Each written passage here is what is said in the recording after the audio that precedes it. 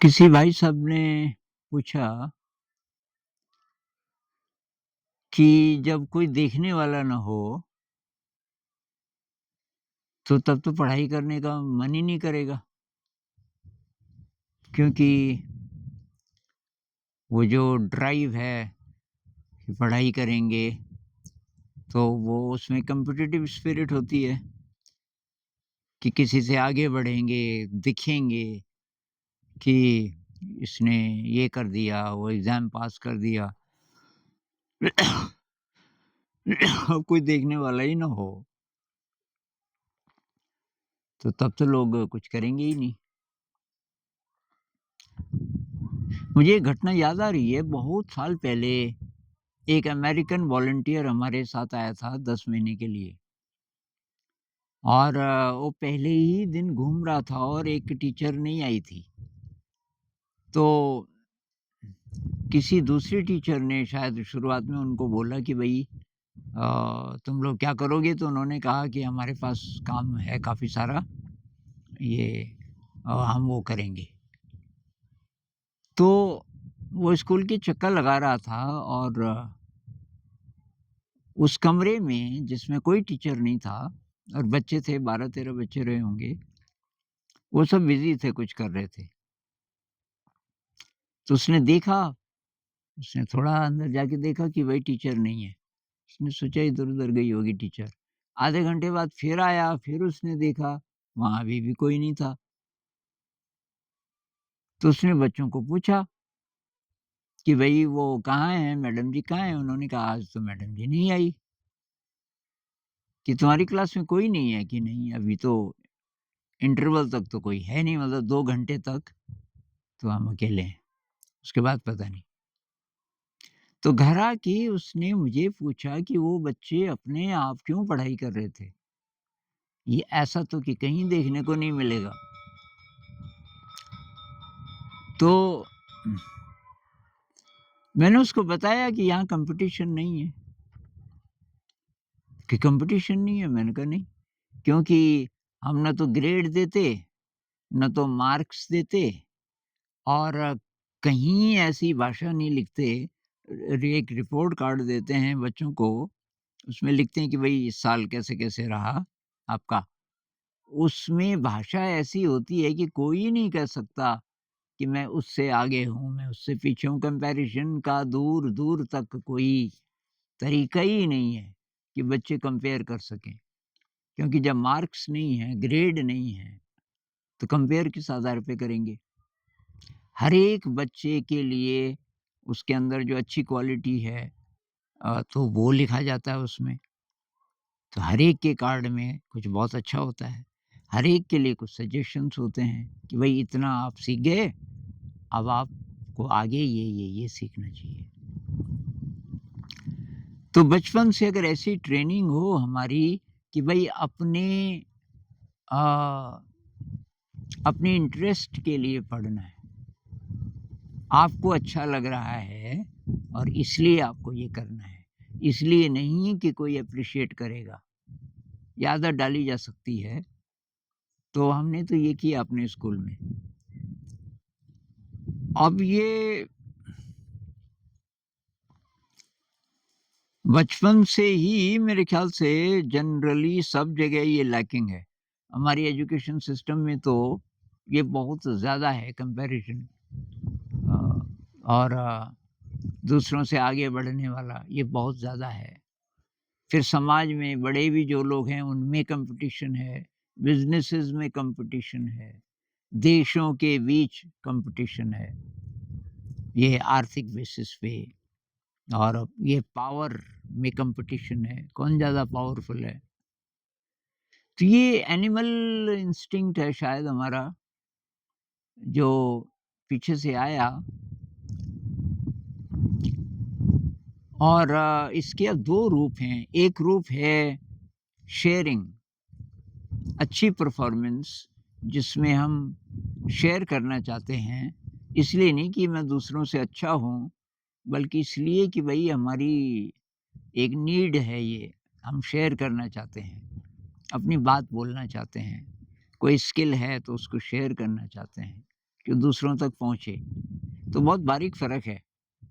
आप जब पढ़ाई कर रहे हैं, तो एक तो इसलिए हो सकता है कि आपका इंटरेस्ट है और दूसरा ये भी हो सकता है कि आप का इंटरेस्ट तो नहीं है, लेकिन अगर आपने ये कर दिया, तो आप किसी को बीट कर सकते हो, किसी से आगे निकल सकते हो।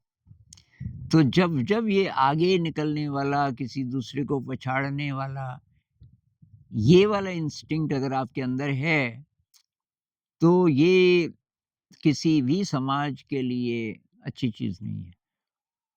किसी भी समाज को ये आगे नहीं ले जाएगा, बल्कि वहाँ संघर्ष पैदा करेगा, झगड़े पैदा करेगा, जो कि हो ही रहा है। इस समय जो जो आर्थिक जो कॉम्पिटिशन है पूरी दुनिया में, आर्थिक काफ़ी ज़्यादा है। तो उसमें उसमें बहुत ज़्यादा एनर्जी वेस्ट है और प्रेम कम होता है। और जो मिरेकल्स हुए, मनुष्य जाति ने जो नई-नई चीज़ें ढूँढी, जिन लोगों ने हमारी चेतना को विकसित किया, ज्ञान विज्ञान को आगे बढ़ाया, ये वो लोग थे जिनको किसी से कुछ लेना-देना नहीं था। कोई साइंटिस्ट जब नई चीज़ को ढूँढता है, किसके साथ है कॉम्पिटिशन में? एकदम नई चीज़।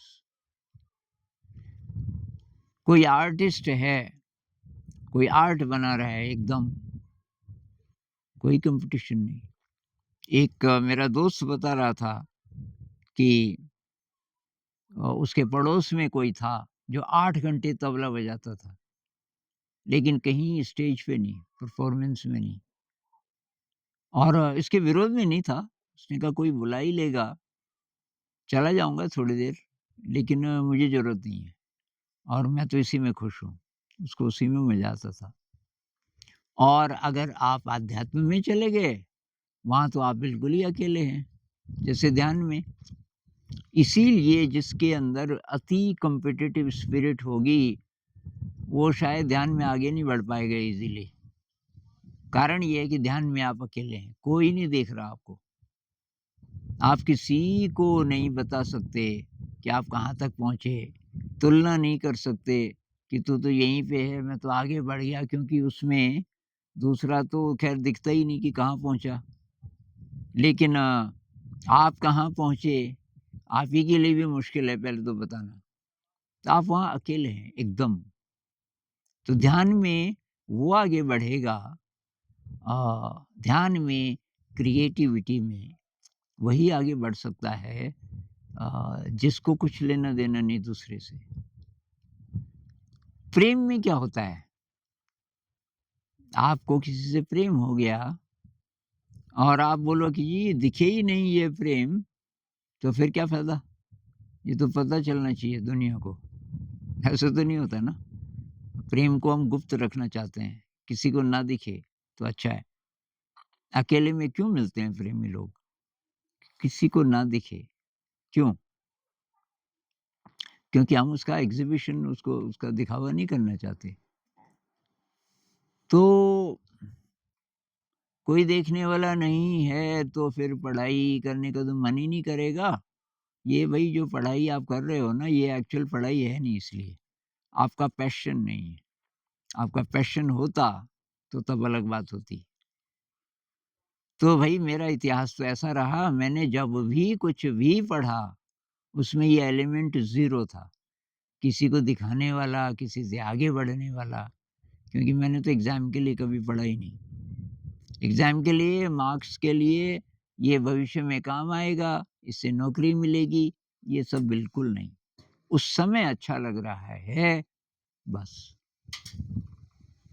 तो अगर आप इस तरीके से पढ़ाई करने लगो, तो आपको ढूँढना पड़ेगा ऐसी कौन-कौन सी चीज़ें हैं, जो कि कोई देखे या ना देखे, उससे कोई मतलब नहीं है और आपको अच्छा लग रहा है, इसलिए आप पढ़ रहे हो और तभी आप पढ़ाई में भी आगे बढ़ोगे। ये साइंटिस्ट लोग जो एक्सपेरिमेंट करते हैं ना लैब में, एक ज़मीन के नीचे एकदम अंधेरे में डार्क मैटर पे रिसर्च कर रहा है कोई साइंटिस्ट। कुछ टाइम पहले मैंने उसका इंटरव्यू सुना था। 20 साल हो गए, कुछ नहीं अभी हाथ आया, 20 साल से अकेला है। बहुत सारे साइंटिस्ट्स ऐसे होते हैं, रात भर दिन में थोड़ा आराम कर लेते होंगे, रात भर अकेले लैब में कुछ कर कई साल हो गए, कुछ निकला नहीं। कोई कॉम्पिटिशन नहीं, वो एक धुन है, एक धुन में लगे हुए हैं और कॉम्पिटिशन का दूर-दूर तक नामो-निशान नहीं है।